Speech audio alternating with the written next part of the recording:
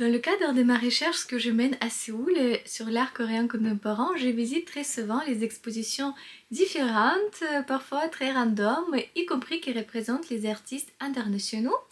Et une fois, je me suis retrouvée devant un centre d'art et sans savoir ce qui m'attend derrière le mur, j'ai acheté mon ticket et je me suis retrouvée à l'intérieur d'un jeu vidéo.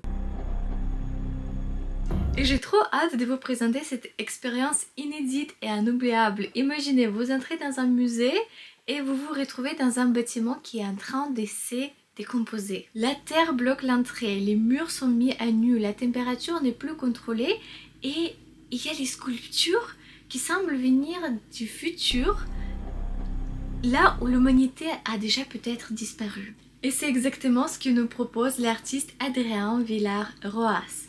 Né en Argentine en 1980, il réalise des projets monumentaux qui transforment et occupent les lieux où ils sont présentés. Ces installations sont collectives, évolutives et toujours pensées comme des écosystèmes tout fragiles. Et dans cette exposition, il transforme complètement l'Art Sonje Center à Séoul. Et le centre d'art n'est plus pensé comme un lieu de conservation, mais un lieu de transformation. Un espace où les choses se décomposent, se mutent, se transmettent sans même l'intervention humaine. Pour la première fois, tout l'espace est occupé. Les 4 étages, les couloirs, les escaliers, même les espaces périphériques. Et l'entrée est bloquée par un monticule de terre, les cloisons sont disparues et des plans de la poussière et de l'humidité envahissent le bâtiment. Moi, j'ai eu l'impression que le musée devient un paysage sauvage car on y retrouve des sculptures étranges, presque chimériques. Ces sculptures font partie de la série The End of Imagination et leur forme semble venir d'un futur inconnu, comme si elle avait été retrouvée après l'extinction de l'humanité. Ces sculptures ont été d'abord créées dans des mondes virtuels.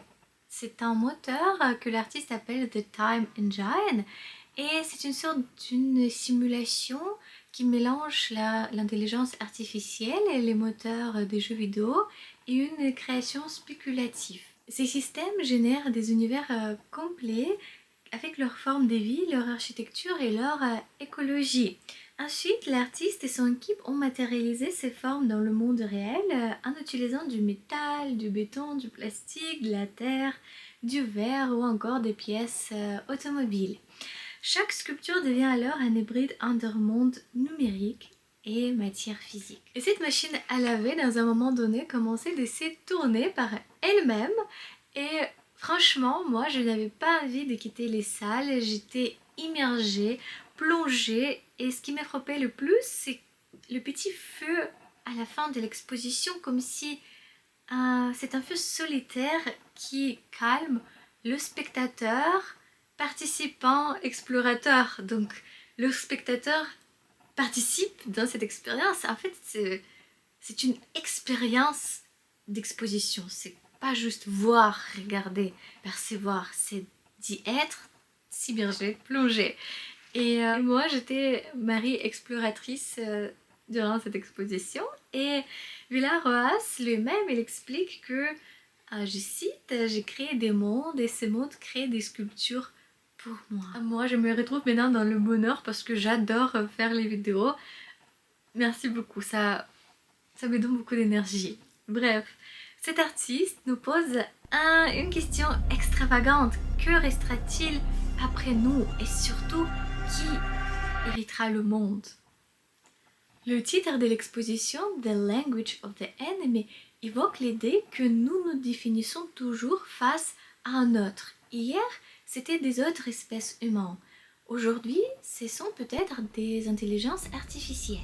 Nous leur transmettons déjà nos connaissances, mais en faisant cela, préparons-nous notre propre distinction? C'est ça la question.